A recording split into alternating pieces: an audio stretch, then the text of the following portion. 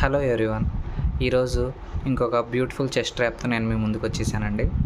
First opponent తన king ముందున్న పాన్ని 2 steps ఇలా వేస్తారు. నెక్స్ట్ మనం కూడా మన కింగ్ ముందున్న పాన్ని 2 స్టెప్స్ ఇలా వేస్తాము.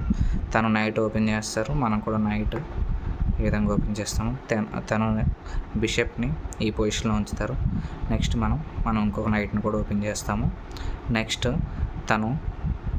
తన నైట్ని ఈ పొజిషన్లో ఉంచుతారనమాట. ఈ పొజిషన్లో ఉంచినప్పుడు ఇప్పుడు ఏంటంటే మన మీదకి అటాక్ ఎలా అంటే ఈ పాన్ని క్యాప్చర్ చేస్తే నైట్తో, అయితే రుక్ ఆర్ క్వీన్ రెండిట్లో ఒకటి తను క్యాప్చర్ చేసి అడ్వాంటేజ్గా తీసుకోవచ్చు. సో ఇలాంటి పొజిషన్లో మనము ఈ రెండిటి మీద కాన్సన్ట్రేషన్ పెట్టకుండా ఇప్పుడు మనం వేసేది ఒక 2 ఎక్సలెంట్ మూవ్స్ ఉన్నాయండి. మనం నార్మల్గా యాజ్ యూజువల్ బిషప్ని ఈ పొజిషన్లో ఉంచుతాము. So we're offering this pawn అనమాట.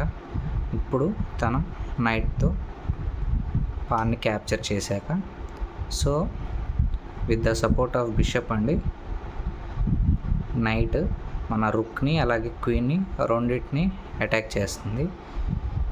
ఈ టైంలో మనం వేసే ఎక్సలెంట్ మూవ్ అండి, బిషప్తో ఈ పాన్ని క్యాప్చర్ చేస్తాము.